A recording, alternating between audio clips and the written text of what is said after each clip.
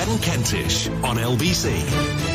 5:49 is the time, and it's the moment that you have been waiting for. Simon Marks is here with his American Week.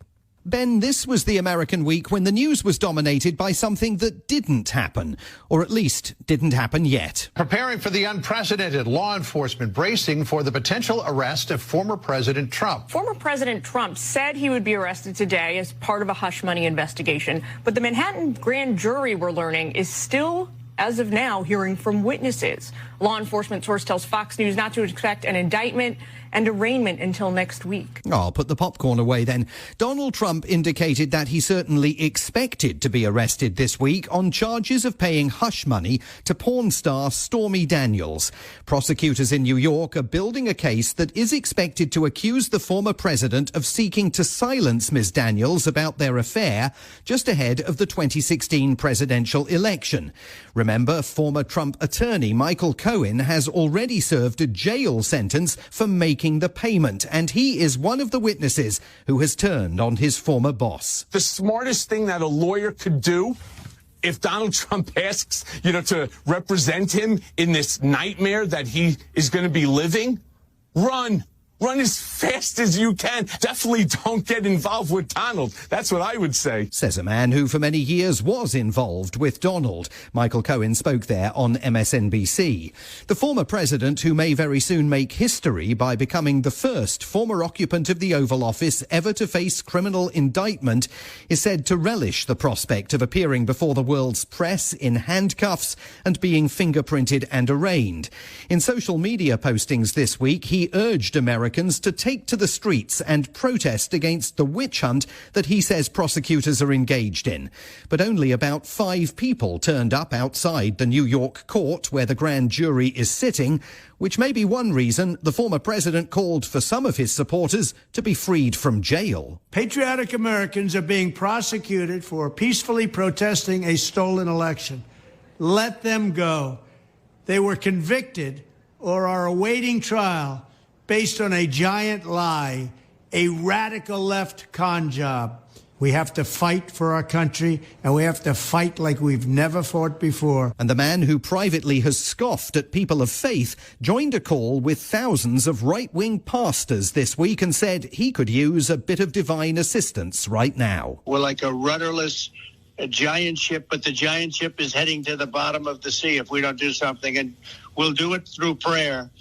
Yeah. And I have such respect. I know we have 3,000 pastors on the phone tonight, and we'll do it through prayer if you would like to do that and lead it. But that's what the answer is. We have to bring our country back. It is not clear just what kind of public reaction Trump's arrest might spark. Certainly no chances are being taken in New York, where barriers now encircle the courthouse where he would be formally charged.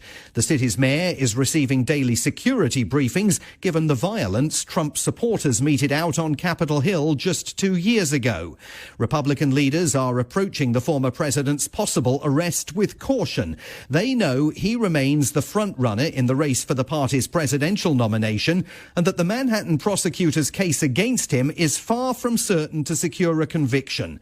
Former Vice President Mike Pence danced delicately on ABC. Well, first let me say I'm taken aback at the idea of indicting a former president of the United States at a time when there's a crime wave in New York City. That the fact that the Manhattan DA thinks that indicting President Trump is his top priority, I think, just tells you everything you need to know about the radical left in this country. Singing from the same song sheet on Capitol Hill, the Speaker of the House of Representatives, Republican Kevin McCarthy. It doesn't matter if this was President Trump or if this was a Democrat.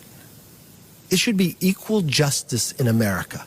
And stop going after people because you have political differences.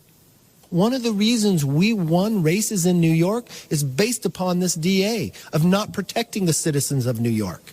And now he's spending his time on this? And hyperventilating on Fox News, primetime presenter Tucker Carlson, who we now know, thanks to leaked internal emails, once said of Trump, "I hate him passionately." The headline here is that there is a presidential race in progress right now.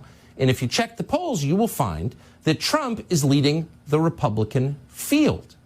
That's the unprecedented thing. Taking out your opponent using the justice system. If the Democratic Party is allowed to do this, allowed to crush the presidential frontrunner, the main threat to their power, with a bogus criminal case, where does that leave us? We're done. While the White House is steering clear of comment on the possible indictment of Joe Biden's predecessor, Donald Trump's Republican opponents in the race for the party's presidential nomination are caught between a rock and a hard place. Florida Governor Ron DeSantis, oh so carefully this week, took a thinly veiled potshot at the man he hopes to unseat as the Republicans' front runner. What we've seen in Manhattan is we've seen the crime rate go up, and we've seen citizens become less safe. And so you're talking about this situation with, and look, I don't know what goes into paying hush money to a porn star to secure silence over some type of alleged affair. I can't speak to that. But what I can speak to is that if you have a prosecutor who is ignoring crimes happening every single day in his jurisdiction, and he chooses to go back many, many years ago to try to use something about porn star hush money payments, that's an example of pursuing a political agenda. For Governor DeSantis, that was the easy part of the week. Ukraine posed a bit of a problem. Last week, he caused consternation by suggesting that he didn't think America had very many interests in the conflict, and he considered the war nothing more than a territorial dispute. Republicans laid into him, among them other presidential aspirants, like former U.S. Ambassador to the United Nations, Nikki Haley. DeSantis is completely wrong on this. This is not the time to get weak in the knees on Russia, which is what he's doing. We need to be forceful. On Capitol Hill, Republican Senator Lindsey Graham of South Carolina was apoplectic. That's a misunderstanding of the situation. This is not a territorial conflict. It's a war of aggression. And the Democrats' leader in the Senate, Charles Schumer, had a field day. He basically thinks the U.S. is wrong to support Ukraine as they fight and die to protect their democracy. And he's certainly not alone in thinking that on the hard right. I have to wonder what he would have thought if he was around in the 1930s. This week, the governor was for turning. Ron DeSantis telling subscription service Fox Nation that he now thinks Vladimir Putin is a war criminal. I think he's got grand ambitions. I think he's hostile to the United States. But I think the thing that we've seen is he doesn't have the conventional capability to realize his ambition. As for President Biden, he backed an effort by the International Criminal Court to seek Vladimir Putin's arrest on war crimes charges, even though, as he noted in an exchange with reporters, America finds itself in the somewhat difficult position of not recognizing the body that wants to take the Russian leader into custody. Well, I think it's justified, but the question is, it's not recognized internationally by us either. But I think it makes a very strong point. While there is little likelihood of Vladimir Putin's arrest anytime soon, the same may not be true of Donald Trump. Watch this space, Ben, because things in America may once again be about to heat up. Simon Marks there with his American Week.